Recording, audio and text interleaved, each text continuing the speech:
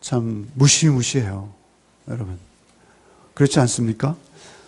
이 비유의 말씀은 잔치가 주제임에도 불구하고 괴상한 잔치예요. 우리가 6절인가요? 6절에 보면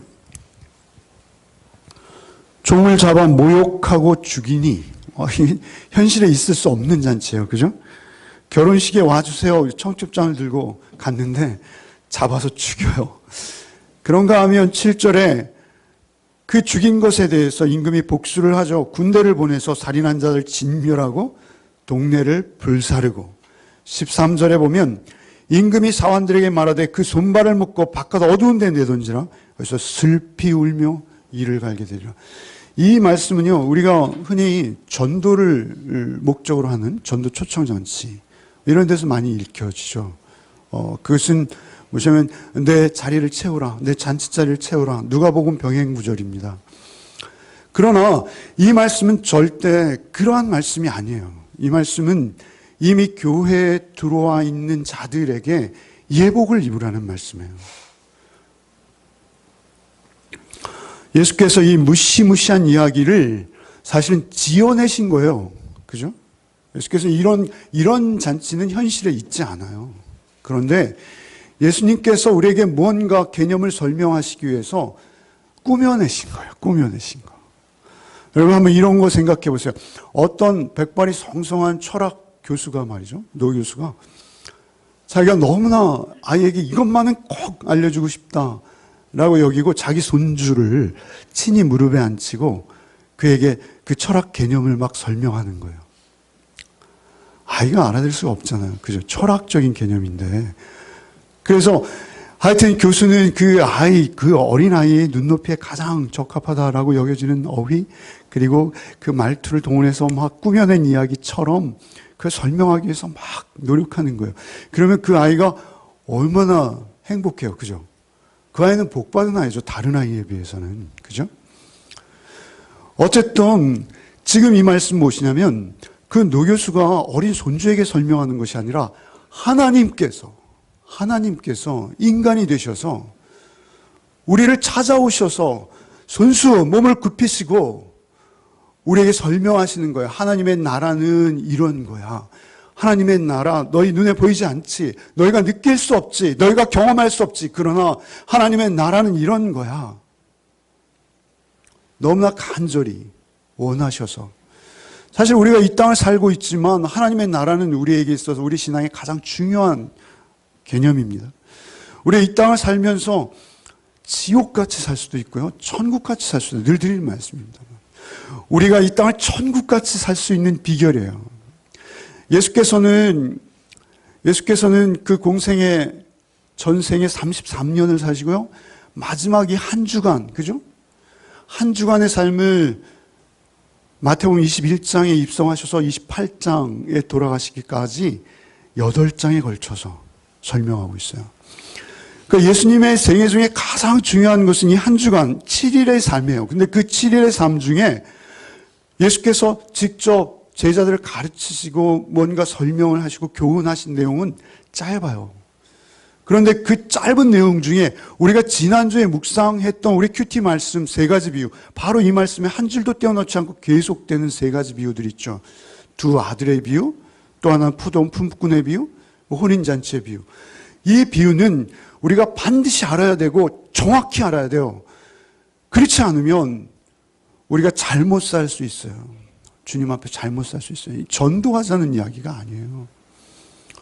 이 말씀은 천국은 이런 거야 라고 말씀하시는 거예요. 그리고 그 천국을 우리가 바로 알고 이 땅에서도 천국을 살 뿐만 아니라 영원한 하나님의 나라를 향해서 우리의 삶이 뻗어 있어야 되는 거예요. 가장 중요한 말씀이에요. 주님께서는 이 말씀을 하시기에 오셨다 해도 과언이 아니에요. 우리에게 천국의 삶을 알려주시고 천국의 삶을 교훈하시기 위해서 오셨다는 것이죠. 여러분, 그런데 이 교훈은 만만치 않습니다. 굉장히 많이 들으셔서 나는 다 알고 있어 이렇게 여기실 수 있을 걸로 여기지만 그렇지 않습니다. 다 알고 있어요. 물론 제가 설교 중에 새로운 걸 여러분에게 말씀드릴 건 없어요. 그러나 이 말씀을 정말 우리가 심각하게 알고 있는가는 다른 문제예요. 여러분, 성서 유니온이라는 출판사, 우리 지금 매일 성경 출판하는 출판사에서 각 성경의 단권 주석들을 내요. 보통 주석들은 주석가들이 창세부터 계시록까지 다 쓰는데, 평생에 마태복음 하면 마태복음에 관한 우리나라에서 가장 권위 있는 교수가 이 사람이다 라고 여기저기 그 사람에게 그 단행본 주석을 의뢰해서 그 원고를 얻어내서 출판을 해요. 굉장히 저는 좋은 책들이라고 여겨집니다. 근데 그 책들의 그 제목은 이렇게 돼요. 마태복음 어떻게 읽을 것인가? 누가복음 어떻게 읽을 것인가? 그런데 마태복음 어떻게 읽을 것인가에 대해서는 양용의라는 교수께서 마태복음 어떻게 읽을 것인가라는 책을 내었어요. 그런데 그 책에 이 잔치를 자세히 설명하셨어요. 그래서 그 설명하시면서 이런 표를 만드셨어요. 예. 복잡하지만 여러분 다 알고 계신 거예요. 그럼에도 불구하고 우리가 분명히 아는 게 중요해요. 이 예화를 쭉 들으면서 이게 이렇게 비유되는구나 라는 걸 알고 들을 때 더 그전에는 보지 못했던 뜻들이 명료하게 떠오르고요. 주님께서 이런 의도로 말씀하셨구나 라는 것을 더 깊이 알 수 있어요. 여기서 비유의 대상은 왕이 등장하죠. 왕, 임금. 임금은 누구예요? 예, 우리 대화식입니다. 설교가. 질문하시고 싶으면 하세요. 왕은 누구예요? 네, 아침 안 드시고 오셨죠? 예. 그런가 하면 아들은 누구예요? 정말 치사하시네. 다 알고 있는 걸 왜 물어봐? 그러신 거예요, 지금? 아들은 누구예요? 네, 대답하신 분은 복이 있을지어다. 결혼잔치는 뭐예요? 네, 너 혼자 놀아 이런 거예요? 초대받은 자 누구예요? 네, 종들 누구예요? 도시는 어느 도시입니까? 내거리에서 초청받은 자들은 어떤 사람들이에요? 예. 옛 이스라엘은 진멸되었어요. 그리고 영적 새 이스라엘이 그 잔치에 가득 메우게 되는 것이죠. 결혼 예복은 뭐예요? 양용희 교수의 해석이에요. 이것은 주석가들마다 좀 달라요. 그러나 저도 동의합니다. 이것은 하나님의 백성들의 옳은 행실들입니다. 택함받은 사람들, 14절에 나오는 택함받은 사람들 누구예요? 예, 진정한 하나님의 백성들. 여러분, 우리 이 스토리에서 예수께서 이 말씀을, 이 예화를 드시는 데 있어서 사환이 등장하는데, 사환은 말이죠, 그 천국의 잔치를 본 사람이에요. 그죠? 그러니까 잔치 초청하러 온 거예요.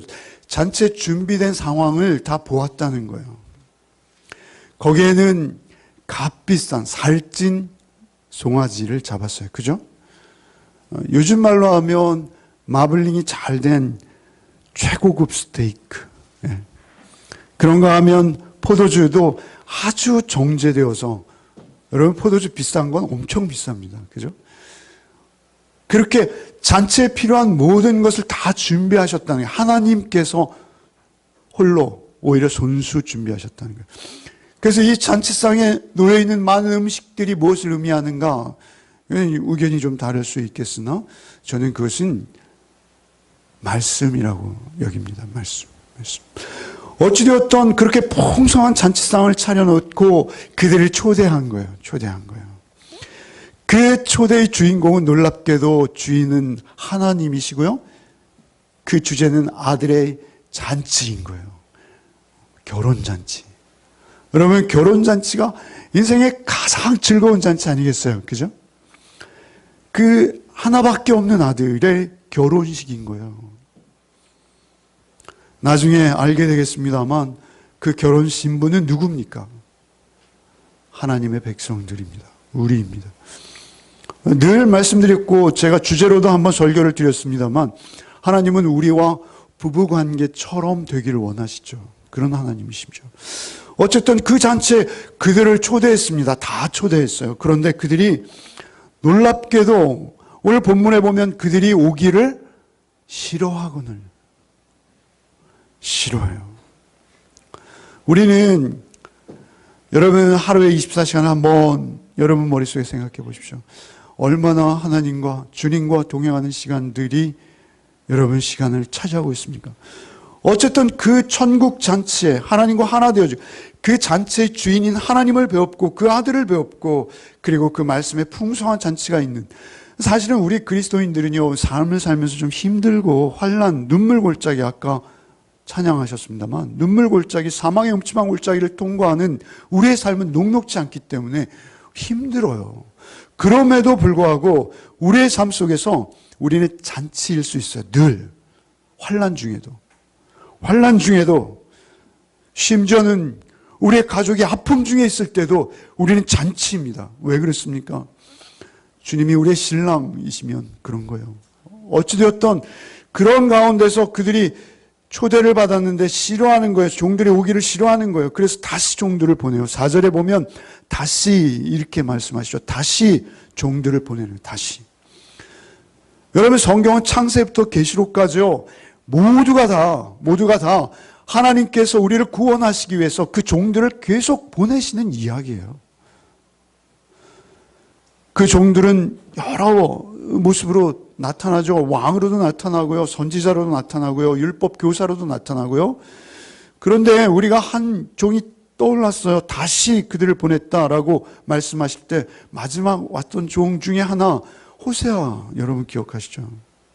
호세아는 고멜이라는 창녀와 결혼을 합니다. 왜 그렇습니까? 하나님께서 이스라엘을 버리지 않으시겠다라는 그 메시지를 주기 위해서 호세아 선지자는 창녀와 결혼을 해요. 그리고 그와 한 몸을 이룹니다. 자녀들을 낳아요. 그런데 그 호세아가 이렇게 그 호세아서에 기록하고 있어요. 하나님의 말씀을 대언하는 것이죠.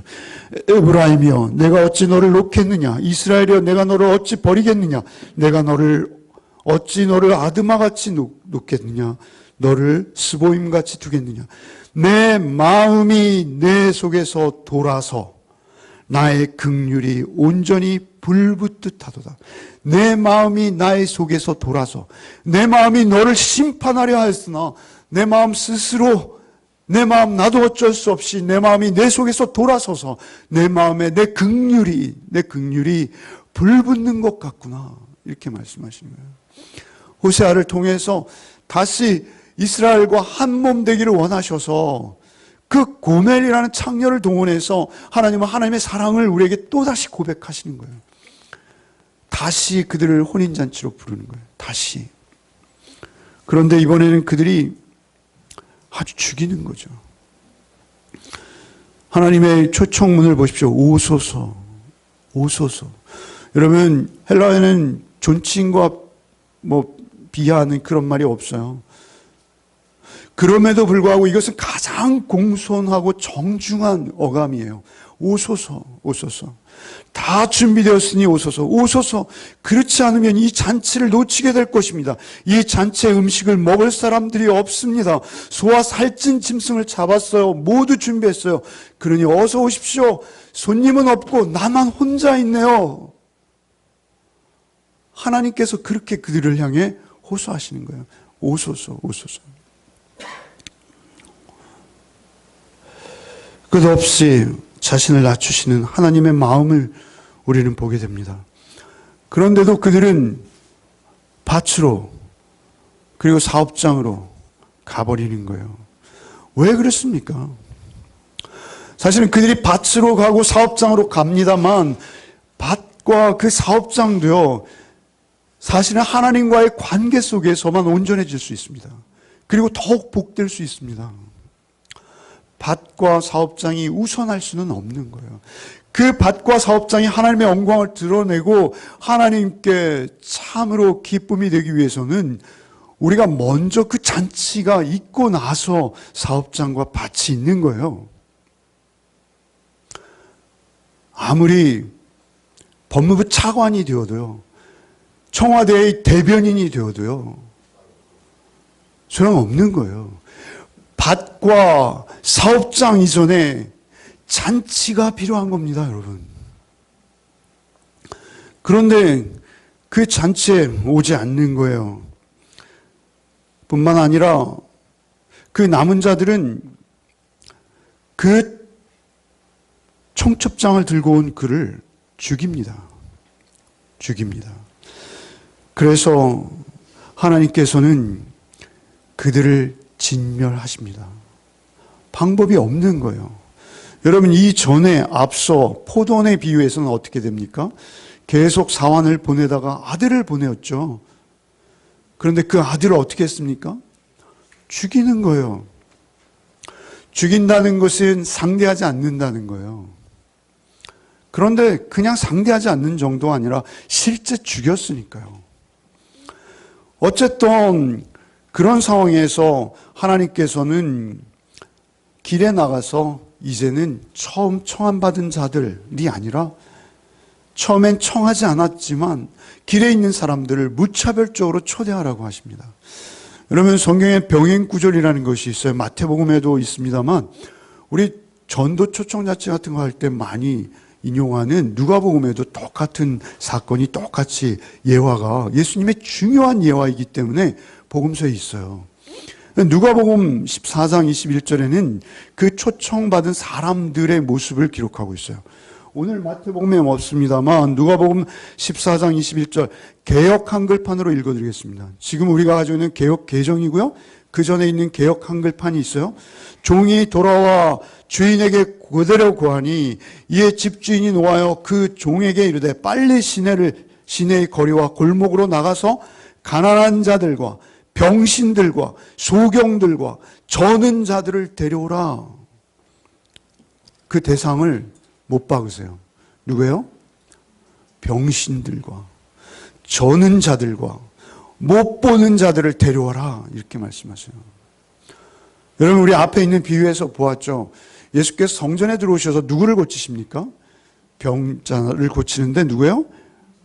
눈 먼 자와 다리 저는 자 둘만 나오죠. 어찌되었던 여기서는 말이죠, 창녀와 세리와 그들을 부르라 하시는 거예요. 여러분, 우리 기독교인은요, 그리스도인은요, 여러분, 우리 기본적인 자의식이요, 우리는 병신들이에요. 아니, 죽었던 자죠. 내가 병신이었음을 인정하지 않는 자는 기독교인이 아니에요. 여러분, 기독교인은 무엇이냐면요, 내가 얼마나 비참한 자리에서 주님으로 인해서 구원받았는지를 아는 거예요. 그래서 우리는 겸손할 수밖에 없어요. 우린 교만할 수 없는 자들이에요. 절대. 기독교인이 교만하다? 그것은 기독교인이 아니다라는 것입니다. 그런데 그들을 초청하셔서 잔치자리에 앉히시는 것이죠. 근데 그들을 그대로 두지 않으세요. 그들을 그대로 병신인 채로 두지 않으신다는 거예요. 주님께서는 그들에게 예복을 입히시는 거예요. 예복을. 오늘 여기에서는 뭐예요? 예복.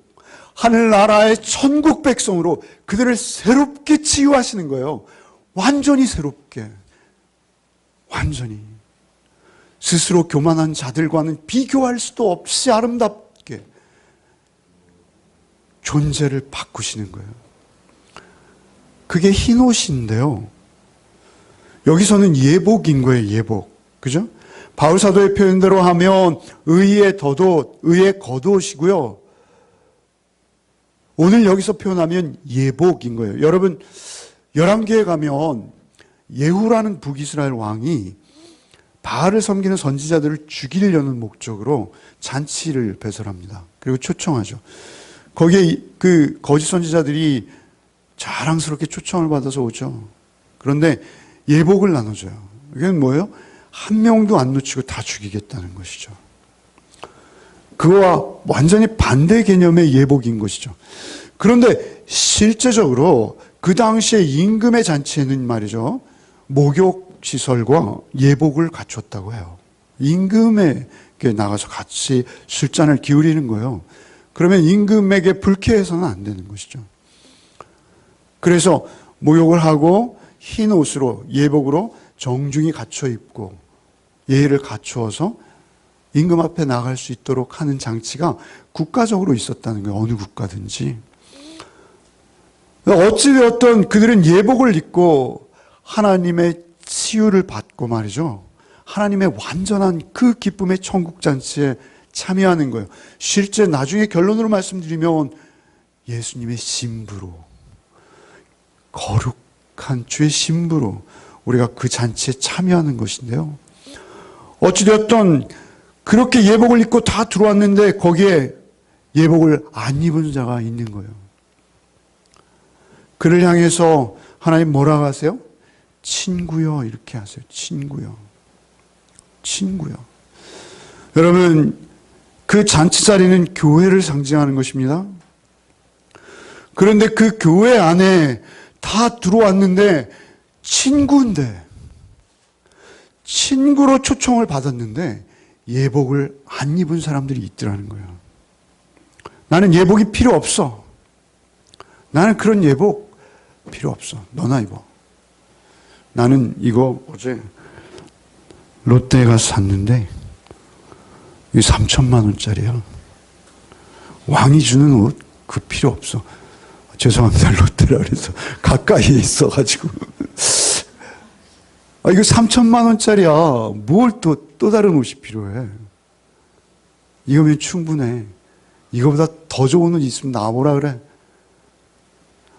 예복이 필요 없는 거예요. 예복이. 그래서 예복을 안 입은 자가 있었어요. 그래서 임금은 그를 쫓아내었다라고 오늘 본문의 예화에 기록되어 있어요. 그를 쫓아내었어요. 쫓김을 당한 그는 누구일까요? 그 영광스러운 환한 밝디 밝은 천국잔치에서 그 혼인잔치에서 바깥 어두운 데 쫓겨나서 홀로 이를 가며 울고 있는 그는 누구일까요? 예복을 안 입은 자인 것이죠. 그 울음은요, 우리를 깨끗하게 하는 회개의 눈물이 아니에요. 그것은 통한의 눈물이에요. 영원히 억울하여 가슴을 찢으며 영원히 흘려야 되는 그러한 눈물이에요. 경고하시는 거예요. 오늘 우리의 설교의 주제는 예복입니다. 그러면 과연 예복은 무엇이고 우리는 어떤 예복을 갖추어 입고 이 땅을 살아야 하는가라는 것이죠. 여러분, 우리가 갖춰야 할 예복이 무엇인지는 너무나 명료하게 성경이 여기저기에서 말씀하고 있어서 다 말씀드리진 않겠어요. 하나님 나라의 영원한 잔치에 입어야 되는 그 예복을 사도 요한은 놀랍게도 천상에서 보았어요. 그 예복을 보고 그 예복을 입고 있는 자들을 그대로 묘사했어요. 계시록 7장입니다. 계시록 7장 13절로 14절 말씀에 장로 중에 하나가 응답하여 내게 이르되 이 흰 옷을 입은 자들이 누구이며 또 어디서 왔느냐? 내가 가로되 내 주여 당신이 알리다 하니 그가 나더러 이르되 이는 큰 환난에서 나오는 자들인데 뭐요? 어린 양의 피에 그 옷을 씻어 희게 하였느니라. 이렇게 말씀하신 거예요. 사도 요한이 천국에 가서 보니까 어린 양의 혼인잔치가 거기 또 있는 거예요. 14만 4천 밑에 있는 말씀이에요. 14만 4천이 모여서 찬양을 하고 있는데 그들이 흰 옷을 입고 있는 거예요. 그래서 저 예복은 무엇입니까? 하자 대답을 얻어 들은 것이죠. 뭐예요? 어린 양의 피에 그 옷을 빨았는데 희다는 거예요. 희다는 거예요. 여러분, 피에다가 옷을 빨았는데 그 옷이 희다는 거예요. 희다는 것은 거룩, 구별, 구분을 상징하는 것입니다. 어린 양의 피에 빤 거예요. 그것은 예수님의 보혈만을 의지한다는 것입니다. 그런데 그들의 특징은 무엇이냐면 환난에서 나오는 자들인데 라고 말씀해요. 환난에서 나온다는 거예요. 환난하면 어떤 생각이 듭니까? 막 먼지가 날리고 이곳저곳에서 폭탄이 터지고 환난이에요. 그런데 그들이 놀랍게도 흰 옷을 입었어요. 여러분, 요즘도 흰 옷 입고 여러분 나가면 요즘처럼 먼지가 이렇게 막 하면 하루에 2번 입어야 돼요. 그죠? 그런데 환란을 통과했는데도 그들이 옷이 희어요. 그런데 그 옷의 특징이 있더라는 거예요. 그것은 어린 양의 피에 그 옷을 빨았다라는 것이죠. 그 어린 양의 피에 그들을 옷을 빨고 나오는 거예요. 세상은 환란이 있는 곳이에요. 세상은 차별이 있고요. 폭력이 있고요. 포갑적인 권력이 있고요. 불공정한 기회가 판치고요. 세상은요, 죄가 관영한 곳이에요.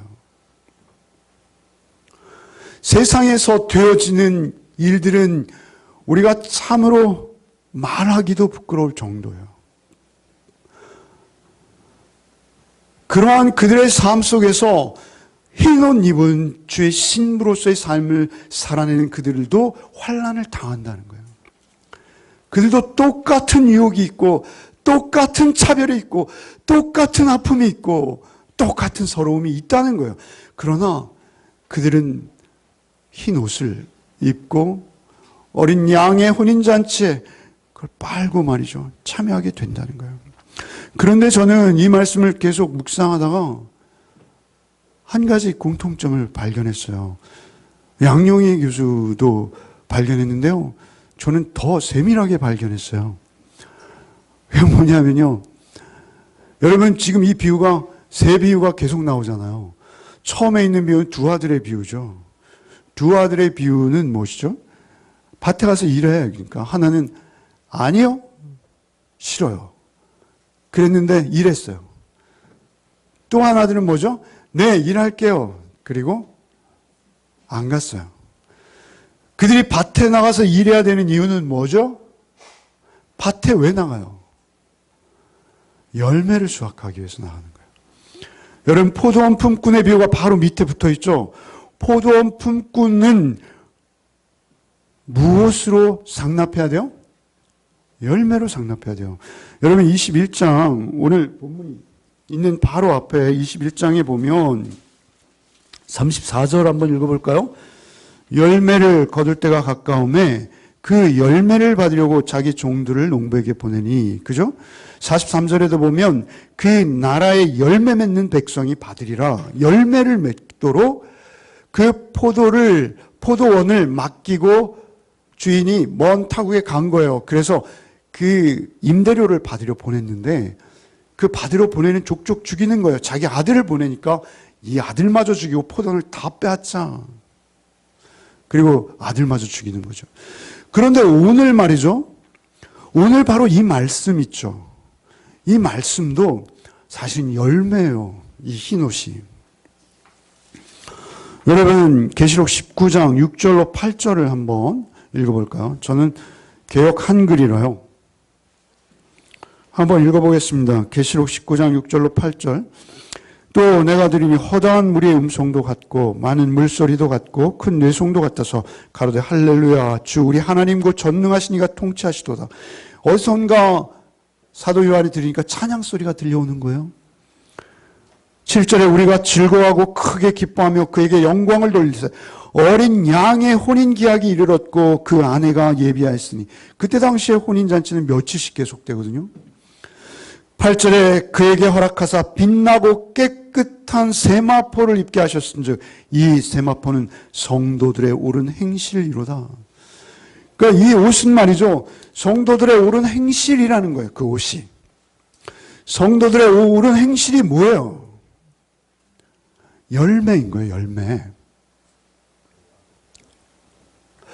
그러니까 이 두 아들의 비유는 순종으로 열매 맺어라 라는 것이고 포도원 품꾼의 비유는 뭐예요? 너희가 열매 맺으라 했더니 내 아들을 죽이느냐? 이거 세 번째 왜 예복을 입지 않고 왔느냐? 라는 그 말씀 뭐예요? 결국 너희의 옳은 행실로 옷 입어야 된다. 너희는 열매 맺어야 된다. 우리 교회가 뭐예요? 네. 교회 이름이 이상일 수가 없어요. 예수님께서는 열매를 간절히 바라시는 거예요. 열매를. 여러분의 삶 속에 주님께서만 맺게 하실 수 있는 열매, 그 열매는 여러분이 못 맺어요. 그래서 요한복음 15장에 뭐요? 예수님이 포도나무 되셔서 그 뿌리를 내리고 그 양분을 주시는 거예요. 예수로부터만 받을 수 있어요. 그래서 그 천국 잔치에 하나님께서 배설한 그 상에서 우리가 먹고 기운을 내야 되는 거예요. 주님은 말씀이 육신이 되어 우리 가운데 오셨어요. 그렇다면 우리가 주님의 말씀으로, 그 말씀의 순종함으로, 두 아들이 있잖아요. 두 아들 중에 누가 더 좋은 놈이라고요? 네, 둘 다 나쁜 놈. 평일날 나오셔야지 이 대답을 하실 수 있어요. 둘 다 나쁜 놈들이에요. 좋은 놈은 어떻게 해야 돼요? 밭에 나가서 일하라 그러면 어떻게 해야 돼요? 네. 그리고 실제 나가서도 일해야죠. 그런데 싫어요. 이게 뭐 좋은 놈이라 할 수 없어요. 어찌되었던 하나님께서는 말이죠, 그 순종으로 열매 맺어라. 그리고 열매 맺으면 내가 그 열매 영광으로 받겠다.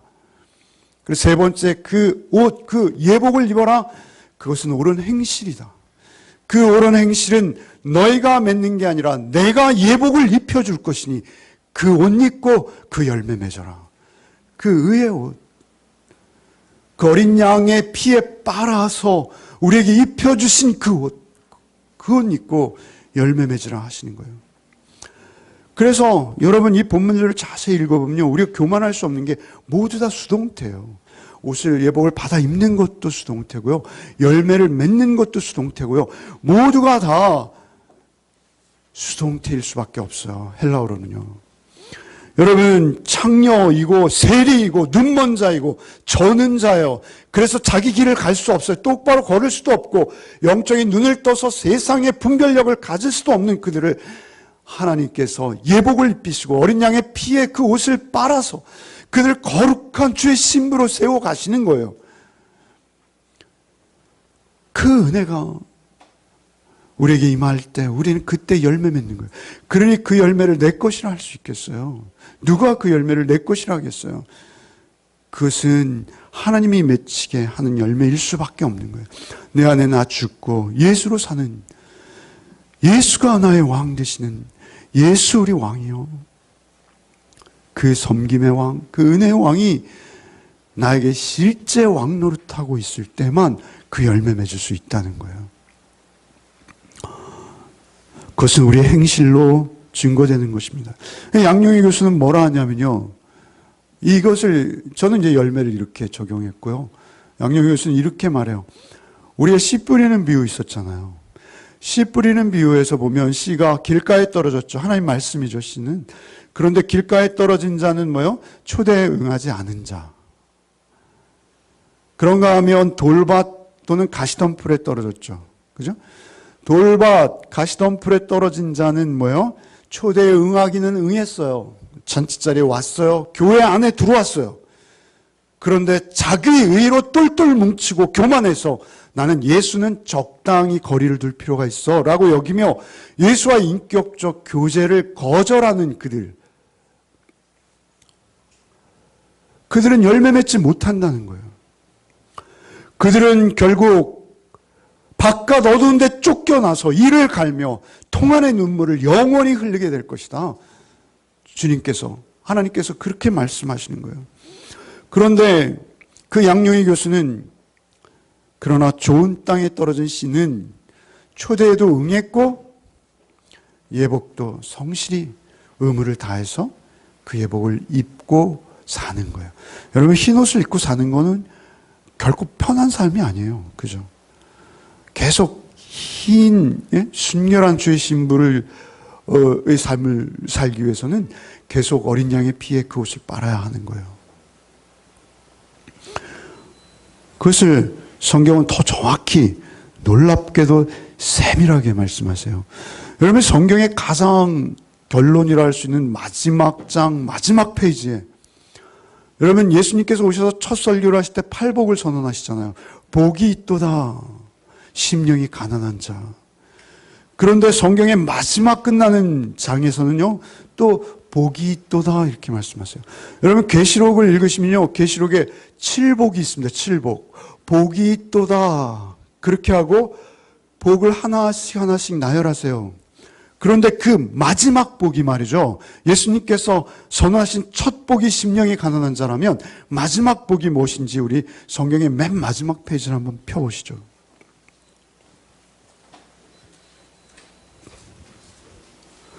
계시록 22장 14절 한번 읽어보겠습니다.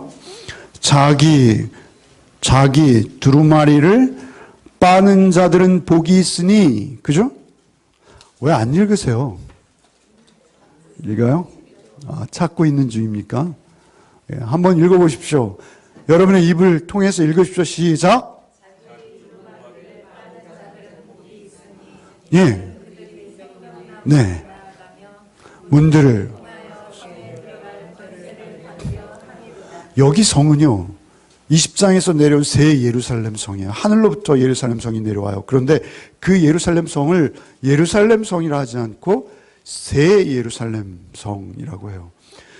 그 새 이스라엘 백성이 살 수 있는 새 예루살렘 성이 하늘로부터 내려오는데 그 성에 들어갈 수 있는 자들의 자격을 말하는 거예요. 그런데 이것은 헬라어 어감으로 말하면 복이 있도다 두루마리를 빠는 자들아, 이런 순서예요. 복이 있도다. 제가 팔복을 그 헬라어 어감으로 말씀드렸죠. 그죠? 복이 있도다 심령이 가난한 자. 중요한 것은 복이에요. 복. 여러분이 생각하는 그 복과는 다를 수 있어요. 그러나 하나님께서도 우리에게 복 주시기 위한 분이세요. 절대 우리에게 복 주시기만을 원하세요. 그런데 그 복이 어떤 거예요? 두루마리를 빠는 복. 이것은 플루논테스라는 헬라어인데요. 세탁하다 이런 단어예요. 플루노의 현재 분사예요. 플루노의 현재 분사인데 현재 분사는 뭐예요? 헬라 현재 분사는 영어의 현재 진행형이라고 말씀드렸어요. ing. 그죠? 그래서 세탁하는 것이 한 번 일회성 세탁이 아니라 그 두루마리를 계속 빠는 자. 계속 빠는 거예요. 여러분 7장에 어린 양의 피에 빤 두루마리가 나왔죠, 이미. 그죠? 그런데 그것은 과거 완료해요. 그래서 한 번 빠는 거예요, 한 번. 그런데 여기서는 계속 빠는 것을 말씀하세요. 이 말씀 드리니까 어디 생각나세요? 떠올리죠? 예? 레위기, 예, 그렇군요. 레위기도 맞습니다. 베드로가 예수께서 마지막 십자가를 지시는 그날 밤 그들의 발을 씻기시잖아요. 그러자 나는 씻을 수 없습니다. 차라리 목욕을 시켜주세요. 막 이러잖아요. 그러자 주님 뭐라 해서 이미 목욕한 자는 할 필요가 없다. 발만 씻으면 된다. 네가 나에게 발 씻김을 받지 않으면 너와 나는 상관이 없다. 이렇게 말씀하시잖아요. 우리는 늘 주님 앞에 나가서 그 피로 씻김을 받아야 돼요. 하루에도 몇 번씩 우리가 그 흰 옷 입은 삶을 살아내기 위해서 씻김을 받을 수밖에 없는 자들. 그가 복이 있는 자예요. 그가 새 예루살렘에 들어가는 자예요. 여러분의 삶 속에서 그 은혜와 복이 날마다 있으시기 바랍니다. 그럴 때 우리는 흰 옷을 입고 살 수 있어요. 여러분 어떤 이렇게 아이돌 그룹의 남자 아이 요즘 거기까지만 얘기해도 다 아시죠? 예. 그런가 하면 또 어떤 경기고등학교를 나오고 서울대 법대를 나오신 어떤 분 아시죠? 법무부 차관을 지내신 분. 그런가 하면 여러분 청와대의 최고 대변인, 그죠? 우리나라 고위 공직자 가운데 그 순위를 매길 만한 그런 분이 있잖아요. 그죠? 그분이 자기 고등학교 동창이 지점장으로 있는 은행에서 융자를 얻었다는 등 이런 이야기 들으셨죠? 우리도 다 노후를 준비하고 있잖아요. 그죠? 사실 우리가 그 형편이 되면 우리는 그렇게 안 했을까요? 여러분도 하실 수만 있다면 나름대로 궁리하고 계시죠? 여러분 그런가 하면 그들의 성적인 일탈, 스캔들 있지 않습니까? 여러분 남성들이 생각하는 성적인 상상력, 여러분 그것은 끝간데 없습니다. 목사인 저도 예외가 아닙니다.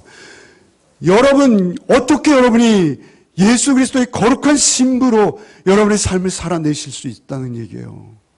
없다는 거예요. 그것은 여러분이 결코 그런 삶을 살 수도 없고 절대 살지 못한다는 거예요. 여러분들이 밭으로 나가고 말이죠. 여러분이 사업장에 사업을 위해서 나가지만 여러분 그 혼인잔치, 그 어린 양의 피에 여러분의 옷을 빨고 준비되지 않으면 여러분 그것은 다 소용없는 짓이에요. 그것은 다 아무것도 아닌 거예요, 여러분. 여러분 성경의 말씀은 멀리에 있는 게 아니에요. 우리 하루하루 순간순간의 삶 속에 이 말씀이 진리일 수밖에 없는 거예요. 여러분 이 말씀 앞에서 정직하게 반응하셔서 그 복을 입으시기 바랍니다. 아니 입으실 뿐만 아니라 날마다 세탁하시기 바랍니다. 순간순간 세탁하시기 바랍니다.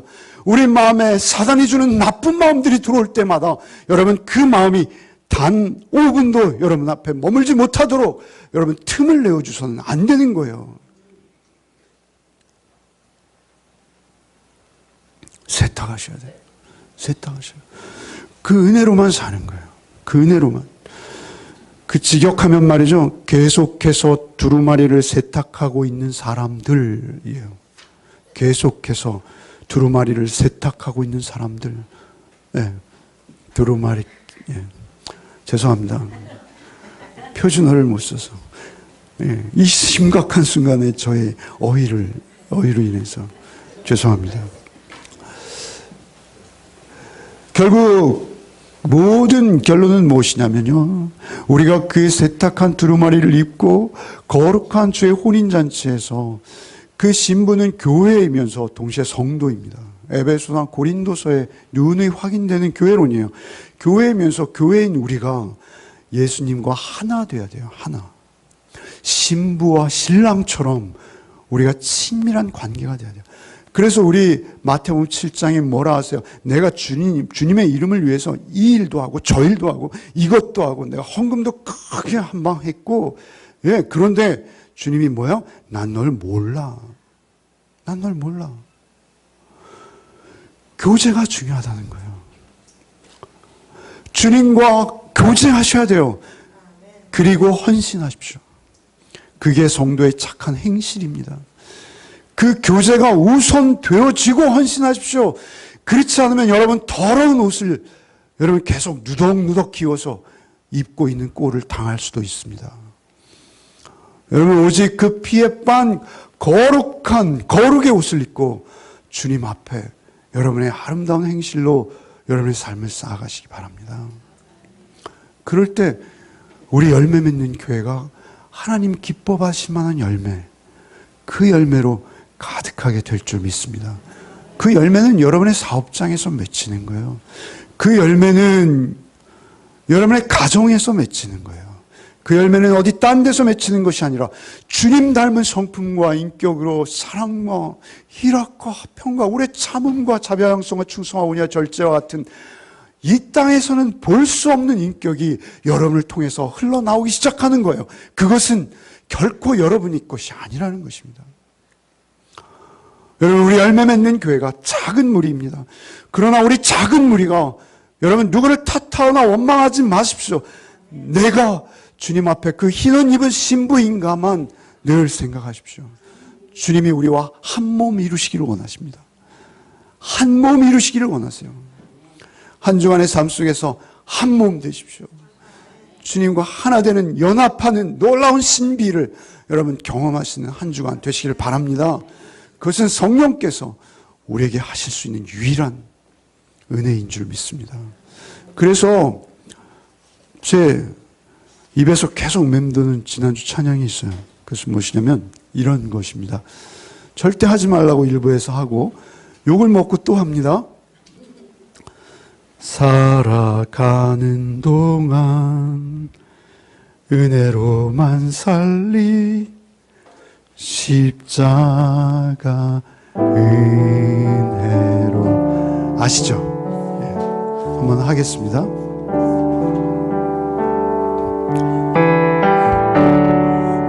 오직 여러분이 더 크게 하셔야 돼요.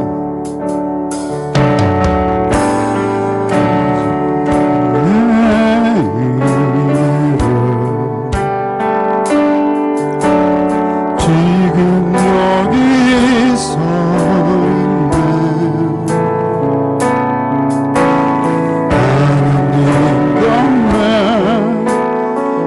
하나님 찬양 내 영혼 예고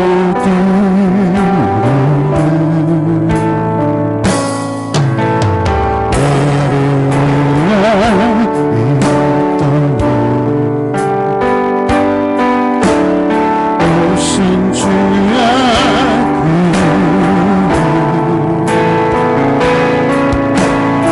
십자가 고통 이기신 주님 그인의 억지지 주님의 채우시네 주님의 보게 하시네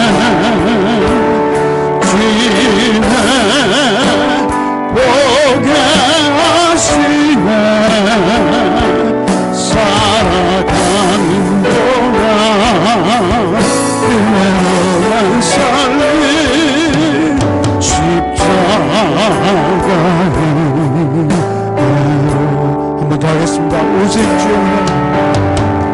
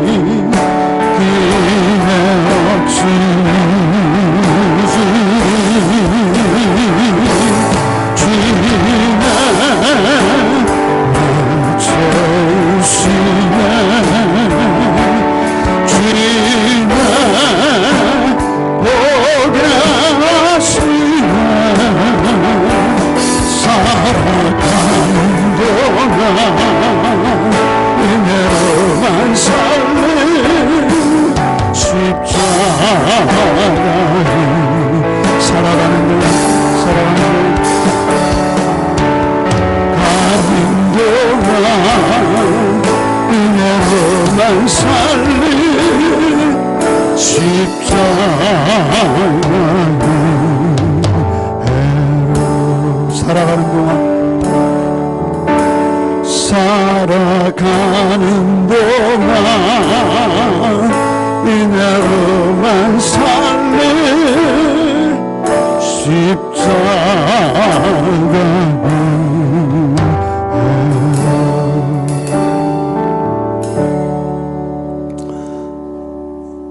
그런데요, 여러분, 유치부 선생님들이요 되게 힘들어하세요. 제가 30분 넘어서 예배를 끝내니까 저 안에서 너무 힘들어하세요.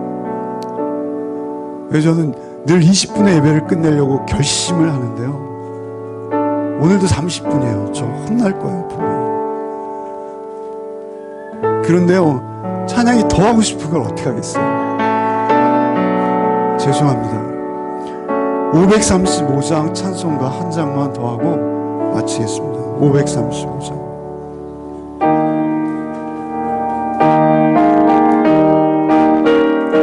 주님과 하나 되시기 바랍니다.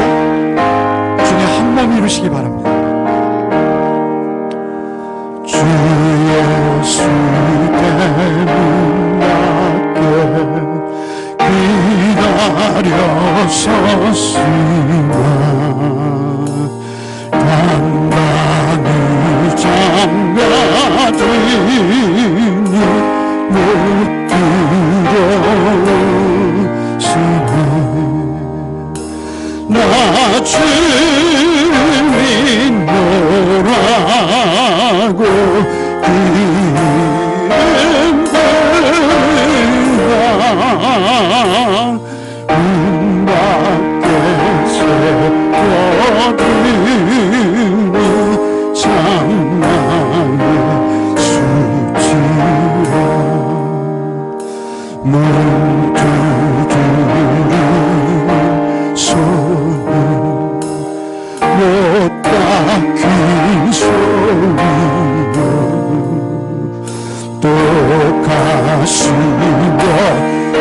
유과는 그만큼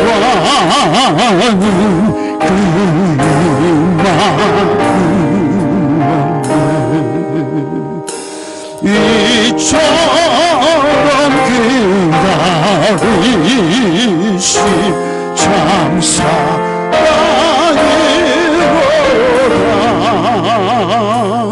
문 굳게 닫아드리니 아무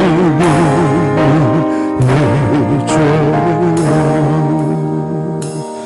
주 예수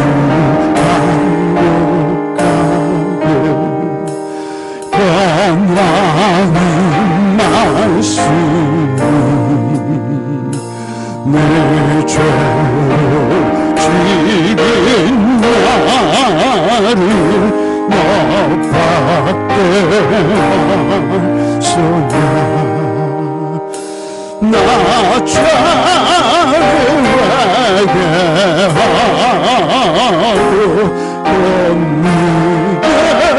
권능을 엽니다. 주소서 좌전하사 떠나지 마소서. 아멘. 아멘. 주님만 꼭 붙들고 한 주간 승리합시다. 주님만 꼭 모셔드립시다. 우리 안에 주님 계시면 다 있는 거예요. 그 이상 우리에게 필요한 거 없습니다. 주님만 있으면 우리가 있는 그 자리가 천국인 줄 믿습니다. 주님 거룩한 신부로 그 옷 입고 한 주간 살아내는 복이 있으시기 바랍니다. 볼지어다 내가 문 밖에 서서 두드리노니 누구든지 내 음성을 듣고 문을 열면 내가 그에게로 들어가 그로 더불어 먹고 그는 나로 더불어 먹으리라. 주님, 하나님의 잔치상 그 모든 살찐 짐승을 잡고 주님께서 정성껏 마련해 두신 말씀의 잔치가 있는데 우리는 어디를 헤매이는지요. 주님, 우리를 긍휼히 여기시고 우리를 불쌍히 여기시고 그 잔치로 배불러진 자답게 늘 어린 양의 피로 우리의 옷을 빨고 저 거룩한 주의 백성으로 우리의 삶을 주께 드리게 하셔서 참으로 우리 삶에 주께서 바라시는 바로 그 열매 맺혀드리는 우리의 삶 되게 하여 주옵소서. 예수 그리스도의 이름으로 기도하옵나이다. 아멘. 이제는 우리 구주 예수 그리스도의 은혜와 하나님 아버지의 극진하고도 신비하신 사랑과 성령의 교통감화 충만케 하시는 은총이 오직 주의 신부로 주 참으로 어린 양의 피에 우리의 삶을 날마다 빨고 세탁하며 주의 거룩한 신부의 삶을 살기로 결단한 우리 가족들 위해 이제부터 영원토록 함께 계시기를 축원하옵나이다. 아멘.